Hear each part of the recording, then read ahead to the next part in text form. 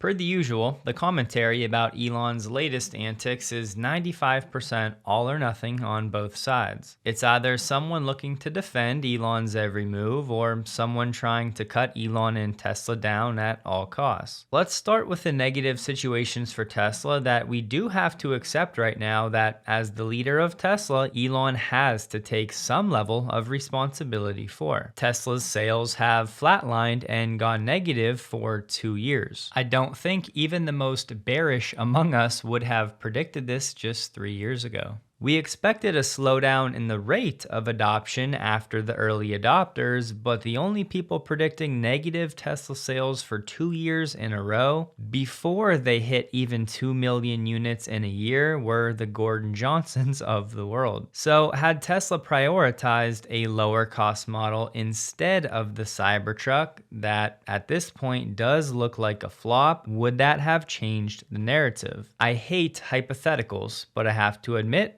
I think it would have. Before I continue, where people get lost is at what point would it be time to cut ties as a shareholder? And obviously I can never answer that question for anyone. All I would say is go back to the framework I offered up last week. If whatever concern at hand is not going to have a material impact on Tesla's unsupervised or Optimus rollout, then it will end up largely as noise over time. Keywords though, over time. Because both of these ventures are going to take another year or so to really move the needle financially for Tesla. And I still think there are plenty of Tesla folks that have not fully grasped Tesla selling more cars or more megapacks is not what's going to take Tesla to a multi-trillion-dollar valuation. Not that these business lines are irrelevant, but if you don't have a strong conviction that Tesla is going to dominate the robotaxi and humanoid markets, then you likely should not be invested in Tesla stock. And Elon's latest political endeavor understandably has many fatigued right now. We all want Elon to use his talents to drive innovation at Tesla and at all of his companies, and we were pumped when Elon said he was back at Tesla and would be focusing again on technology and growing his companies. And then shortly thereafter, Elon decides to start a third political party. All I want to say about it here is this. Guys, we have no clue what sort of time involvement this endeavor is going to require of Elon. Number one, it's still just talk right now. That filing report was debunked as false, so for now, there is nothing official. But even if it does become official in the next few days, Elon going door to door 6 days a week, trying to convince people the America Party is the way, is not the same thing as Elon posting about it occasionally and putting significant money behind it. The former is not going to be the reality, and in all likelihood, the latter will. So rather than get into the weeds on political implications and the likelihood of success, I have not seen anything yet that indicates Elon is now going to ignore Tesla for his latest political endeavor. I really just don't understand how people don't know by now that this is who Elon is. He's never going to fall in line. He's never gonna back down from his principles. He's never gonna stop pursuing things he believes are mission critical. He's never gonna be fully polished with class in every online interaction. And he's never gonna back down from something that most people think is impossible. Speaking of that lack of class, I know not everybody will love this, but Dan Ives, who I have said lost a ton of credibility in my eyes over the past year, was basically trying to put a leash on Elon by saying Tesla's board of directors has to get Elon a new pay package to clear a path for an XAI merger, which the latter I still think is a long shot. Then he said they need to establish guardrails for the amount of time Elon spends at Tesla as part of the pay package. And 3, more oversight on political endeavors. Elon responded to this post saying, "Shut up,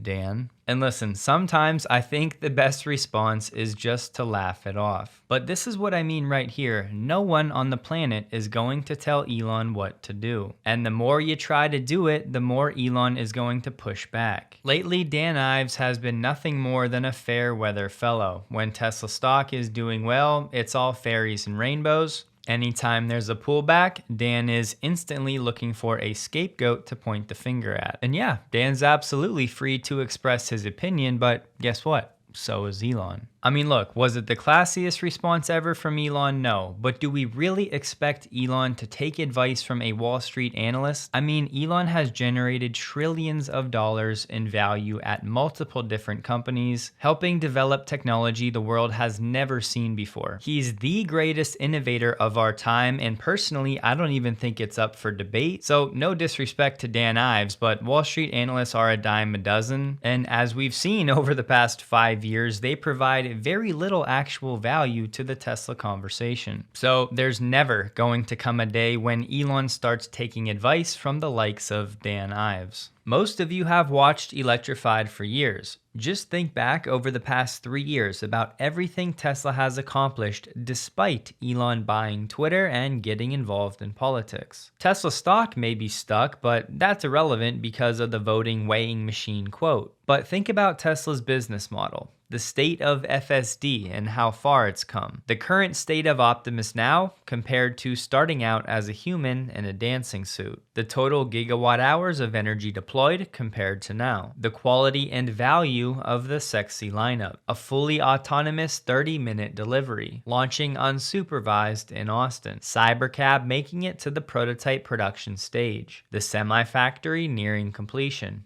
an LFP cell factory nearing completion. I could go on, but my point is, even with Elon being distracted, if you want to call it that, Tesla has continued marching forward and making progress. Now, have there been missteps along the way? Yes, I really do think so, but no company is perfect, and any company that bets the future of the company on things that have never been done before is always going to have setbacks and delays and get stuck in between growth waves. Which is always why I've said to be a long-term investor, you don't own Tesla for 3 years, you own it for 13. And the last thing I'll say about politics is I don't know how America as we know it ends. I don't know if it's in my lifetime or not, but what I do know is at some point, if nothing changes, this house of cards will come crashing down. I do believe we have a one-party system and that both parties are completely inept at fiscal responsibility, and all they really care about is staying in power and winning political points, kicking the can and the bill down the road to a future generation that's going to take the punishment. So yes, it's very high on my wish list to have someone that at least tries to break this up, to shake things up, and to see what's possible, because without that interrupting force, this is not going to end well whether you like it or not. And not everybody cares about future generations, but I do, so I care. And look, are there better ways to go about this than a third party? Sure, I understand those arguments. They do have history on their side.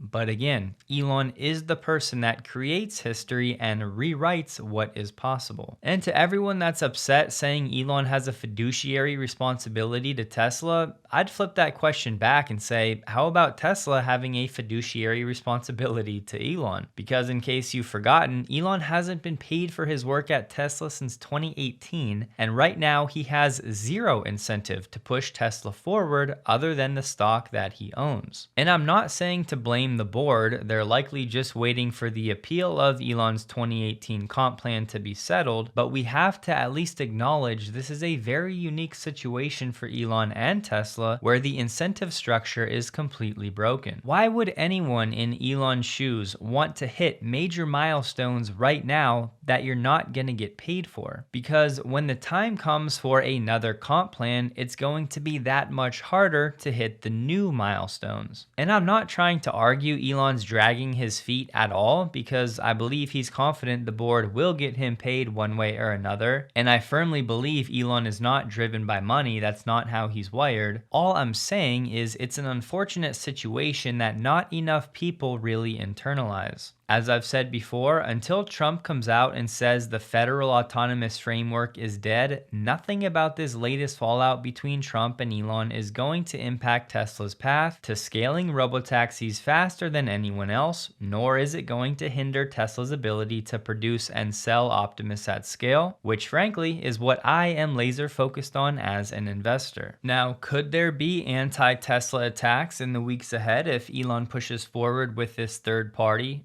Maybe, but we've been through it before, and my sense is anything would be on a much smaller scale than the anti-Doge attacks. And on the policy front, while the EV tax credit going away is unfortunate, the bigger lever, that is interest rates coming down, is still out there to be pulled, hopefully sometime in the coming year. And while Tesla is set to lose meaningful profitability from the BBB passing, which I'll touch on later, even the stock market doesn't seem to care that much right now, all things considered. So I know it's frustrating that Elon's talents are spread across multiple endeavors, but the reality is this has been the case now for a decade plus. And it's unfortunate that Elon has alienated a non-0% of the population, but that was never going to be the group that put Tesla over the top. It's unfortunate the Cybertruck is shaping up to be a dud, but again, that was never going to be a huge part of Tesla's business, even if it was successful 5 years from now. So the only questions you have to ask yourself: do you trust Elon to push forward the ventures that are mission critical, not just for humanity, but for Tesla? Do you trust that the 120,000 plus employees at Tesla are committed to building the future we all want and have the talent to see it through? Do you see enough progress in Tesla's trillion-dollar lines of business to continue holding in the face of uncertainty? And do you really believe Tesla has the technical, software, engineering, hardware, manufacturing, and vertical integration prowess required to beat its competitors over the next 5 to 10 years, regardless of Elon's posting habits? However you answer those questions will give you the answers you're looking for, but only if you can answer them for yourself. So no, Elon is not perfect. This situation is not ideal. Tesla has not lived up to our expectations in certain areas of the business. Poor decisions have been made. Unfortunate legal outcomes have confused the situation even more. I think many of us wish Tesla would do a bit more to fight the anti-EV FUD that's out there. I think most of us would agree Tesla would probably be further ahead if Elon traded his political time and energy and poured all of that into Tesla. But look, if you're still an accumulator of Tesla stock, you should be thanking Elon for giving you time. And if you're not, it's just an unfortunate reality that you always have to be prepared for the unexpected. But for me, it's always a good exercise to imagine Tesla 5 years from now. Is the company bigger or smaller? Is Tesla more relevant or less relevant? Is Tesla impacting more lives or less? Is it more profitable or less? When I answer those questions for myself, given everything that I know, I still love Tesla's 5-year trajectory, and nothing I have seen so far has changed that vision. Maybe it's just me, but every now and then I need to take a break from X. Between the never-ending attacks, headline-only propaganda, and everyone claiming to be an expert on everything, sometimes I'd just rather get my news elsewhere. I'm guessing I'm not alone in feeling this way, so if you want a solution, I'd highly encourage you to check out Ground News. Personally, I try to support things I believe in with purchases, and Ground News is absolutely near the top of the list. I was talking with my family on the 4th of July and explaining the media bias toward Elon and Tesla and how egregious it's been. It's all completely distorted by political propaganda and misaligned click incentives, so I'm super eager to support Ground News because they're at the forefront of fighting this nonsense and giving readers a way to stay informed without the political bias. They do still sponsor the channel, but I think you'd all agree the world desperately needs a company like Ground News to help our culture cut through the noise and see the political bias of every article instantly. Here's my custom feed on Ground News. It's AI, business, Elon, Neuralink, SpaceX, tech, and Tesla. So you can follow whatever topics you want to curate your own custom feeds. Now, if you missed it, Elon did tell Dan Ives to shut up earlier today on X. And of course, Business Insider and Electrified have already picked this one up. But my point is, with every news story, you can instantly see every single article written on the topic, and with one click, you can go direct to that source. I'll spend 3 to 5 minutes every day going through the blind spot feature feature that highlights news stories that have little to no reporting on either side of the aisle. So every week I have a great idea of the propaganda that both sides are pushing and or hiding. And one of my favorite features is the dashboard that shows me all of my consumption. So if I have any blind spots, this will help me to see those and make sure I correct it. I really do think most of you would love the platform and the app. And remember, you can always check out the free version to start. And then if you want unlimited access, you can get 40% off the Vantage plan using my link below or the QR code on the screen. AI Driver shared this video of Robotaxi working in the rain, but more importantly, going through some pretty significant puddles. You can see significant water splashing up, and I'm sharing this because Yoon Tasai, a Tesla engineer, shared Austin streets were very easily flooded, and the teams did a lot of tests on hydroplaning and against heavy rain. It was quite encouraging for me to see Yoon Tasai call that out specifically, because anytime I see people flying on the highway when it's raining, I always shake my head. The Federal Highway Administration has reported that every year about 5,700 people die, and another 544,000 become injured in car accidents on wet pavement. Nick shared this video of the Robotaxi going 33 miles an hour, and then it stopped for this pedestrian that was in the middle of the road and let her cross. Now, this situation can get dangerous because she didn't really double check the second lane to see if another car was coming or not, but I am wondering how you guys feel about this maneuver given the Robotaxi slowing down in the middle of the road like this, given that this is not actually a crosswalk. In this case, it worked out because there was no car behind the Robotaxi, and again, I always wonder if the Robotaxi would have behaved differently if there was a car behind it. Tesla is now sending out emails to people that have access to the Robotaxi network, asking them for their feedback. The questions: how satisfied were you with your ride experience? In what types of situations do you typically use Robotaxi for transportation? How satisfied were you with the vehicle? Was anything in the vehicle broken or damaged during your ride? How satisfied were you with the Robotaxi app? What could be improved about the Robotaxi app? How likely are you to recommend Robotaxi? And then a space to share any additional feedback. If there's a company out there that can take this feedback and get it integrated into the network quickly, it's 100% Tesla, which is just one of the benefits of having such a vertically integrated stack. For everyone that's been wondering what happens when you fall asleep in a Robotaxi, AI Driver gives us our answer.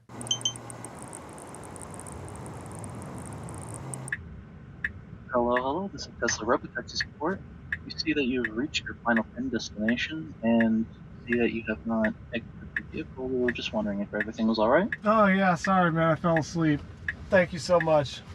Well, that's perfectly alright. We'd like to thank you for riding with us today, and you hope you have a great day. Thank you. David Moss shared this video. The first time a Robotaxi dropped somebody off, this was a Popeyes actually, not a Wendy's. It took a minute and then reversed out of the drive-thru.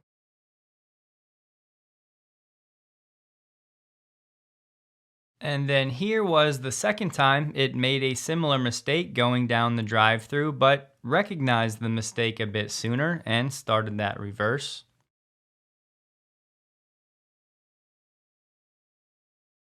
And then the third time, it didn't make that mistake at all. It didn't take this right to go the wrong way through the drive-thru. It instead did a 3-point turn to get out of the parking lot.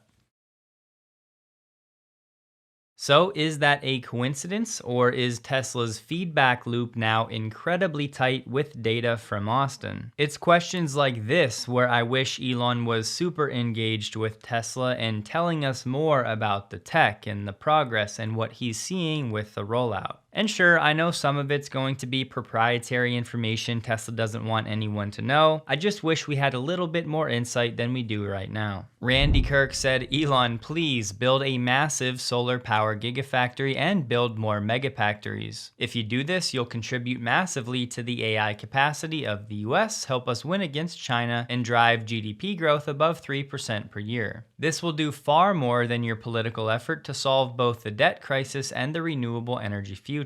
Elon responded to this saying, thinking about it. I'm guessing many of you will think back to Giga Nevada and the huge ambition that Tesla had to cover that factory with solar, and to date, it's really fell well short of those expectations. And now, with many solar incentives going away in the United States, I'm not sure how likely this outcome will be. And I also thought it was funny because some people seem to think this was a big Gigafactory just to produce solar panels, and then other people were thinking it was a Gigafactory to produce cars or batteries that was simply powered by solar. Now, I think Randy meant a Gigafactory that produces solar, but don't forget, Tesla has something similar in that at Giga New York. So of course, in theory, I would be on board with this, but I think the reality is a bit more bleak given that China controls over 80% of global solar manufacturing right now. And they're benefiting from huge economies of scale, very low labor costs, and significant government subsidies. So given how low the pricing is for solar coming out of China, it just makes it so hard for US manufacturers to actually compete without substantial subsidies. Then you factor in high capital expenditures for a solar factory and longer payback periods. So when you really look into it, it may not be as appealing as it seems on the surface. Now, of course, the blueprint seems awesome. Solar paired with batteries, running AI data centers, and everyone's sitting pretty. But the reality of getting to that point when you factor in the actual costs and how hard it is for the US to compete with China on cost, and I have to say I'd be surprised if Tesla were to announce a Gigafactory for solar anytime soon. But yes, I would love to be wrong on this one. Ford is now saying that its battery plant in Michigan is still on track to receive the production tax credits. This plant is expected to begin producing batteries in 2026. But they're expecting to receive the production tax credit despite this factory making battery cells using tech from CATL. They did not share any detail as to why they're confident they expect to receive the production tax credits, but I would say transitively this could be an encouraging sign for Tesla's new LFP battery factory, which is using equipment from CATL. This would be a great question for analysts on Tesla's Q2 call. It's safe to say we can expect more announcements like this. Honda is scrapping plans for a large electric SUV because of falling demand. The decision was made as demand for EVs in the US is expected to continue to fall. And we already have Nissan delaying 2 US-made EVs thanks to the tax credits going away. For now, they're saying the delay will only be by 10 months, but I would not be surprised one bit if another 6 to 12 months down the road they cancel this project altogether. We did get the June data for Tesla China, but remember this was already baked into the Q2 P&D report. The wholesale number was 71,599, which was right in line with June of last year. Domestic sales were 61,500 and the exports were 10,100. Across the board for the wholesale, domestic, and export number, this month boosted the year-to-date percentage changes for every metric. But from a wholesale standpoint, Tesla China is still down 14.6% year over year. Just a reminder of one more business line that people forget Tesla has. One of Australia's first and biggest residential VPPs that has about 7,000 Powerwalls and 25 megawatts of rooftop solar has been sold from Tesla to AGL Energy. Tesla has now sold 100% of this VPP. Unfortunately for us, the purchase price has not yet been disclosed. As we touched on last year, why Tesla would be selling some of these VPPs, well, the main reason is likely to offload the operational responsibilities so Tesla can focus on its core mission, which remember now is a bit different, and they're calling it sustainable abundance that's going to be driven through unsupervised FSD and Optimus. We don't talk about it much on the channel, but operating a virtual power plant is a pretty complex thing. You have to coordinate with utilities, regulators, and the customers. So this way Tesla can offload all of that responsibility and likely get tens of millions of dollars in capital back in the coffers. On Friday, I told you I wanted to clarify clarify some of the chatter when it came to the corporate average fuel economy and the ZEV credit program. Friday night, plenty of people were saying since the CAFE penalties have gone to zero, now the ZEV credit program is also going to collapse. But I needed to clarify some things because I had some questions if that's really how it was going to work. Most importantly, just know CAFE is completely separate from the ZEV program. CAFE is a federal program, whereas the ZEV credits is a state-level program. And the ZEV credit market came to be under the Clean Air Act, which enabled California and some other states to adopt stricter emission standards. So in short, both of these programs are aimed at reducing vehicle emissions, but how they operate and under which legal frameworks are entirely different. The state regulation of the ZEV credit program required automakers to sell a certain percentage of zero-emission vehicles, earning credits that can be traded. The legal basis for this was rooted in California state law, and over time that market was duplicated in other states, but not all 50 states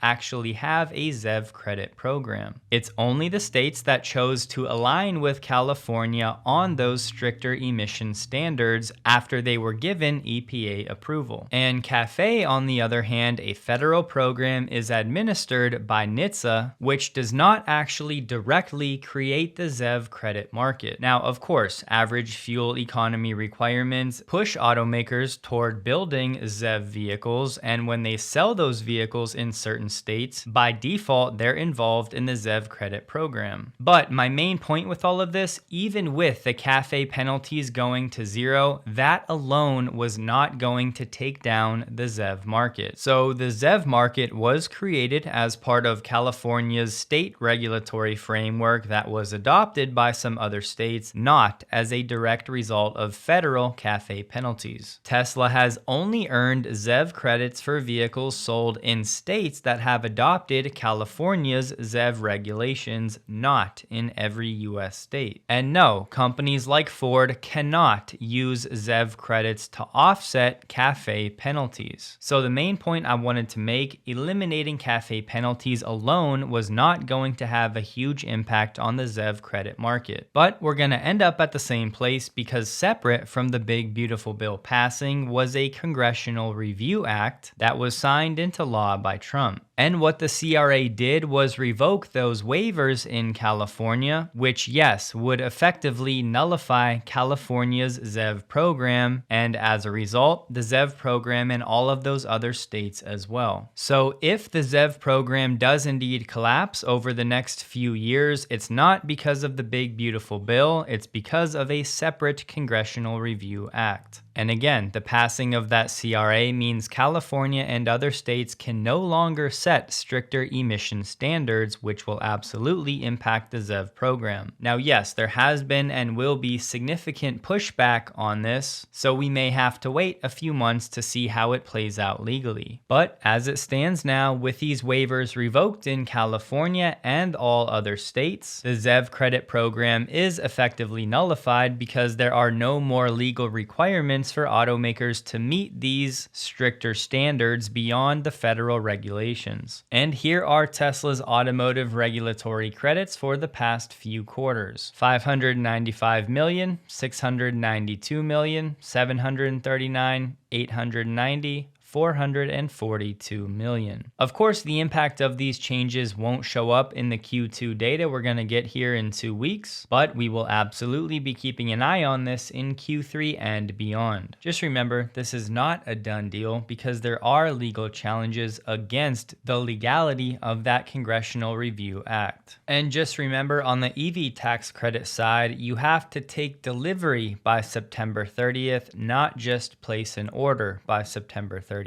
As of today, the first Waymos have arrived in New York City to begin gathering data. For now, they still have a human behind the wheel as they're in the process of getting a permit for autonomous testing. As it stands now, New York state law requires a vehicle operator to be present while autonomous technology is in use, meaning Waymo will not be able to offer a Robotaxi service in New York that's comparable to its operations elsewhere. Waymo is advocating for changes in state law, Tesla, according to a company spokesman. So from that standpoint, Waymo's actually helping to pave the way for Tesla. Lucid shared today it just set a Guinness World Record going 1,205 kilometers on a single charge, which is about 749 miles. The test was in a Lucid Air Grand Touring between Switzerland and Germany, which included highways and secondary roads. I'm sure everybody's wondering, Lucid did say this was a factory spec Lucid Air Grand Touring with a 118 kilowatt hour battery pack and 19-inch wheels. The way they set the record was through efficient driving techniques like hypermiling and favorable conditions, but the car itself was unmodified, which has to be the case to actually get the Guinness World Record for a production vehicle. So it's great press, and certainly hats off to Lucid. It's an incredible achievement, but zooming out, is it going to make Lucid successful overnight? I don't think so. Through the first half of the year, they've still only delivered 6,400 vehicles. And we won't get a look at Lucid's financials again until August 5th when they host their Q2 call. Luca, our resident Gigacast expert, said he's counting around 400 Cybercab Gigacasts in Austin, around 180 for the rear and 180 for the front. The castings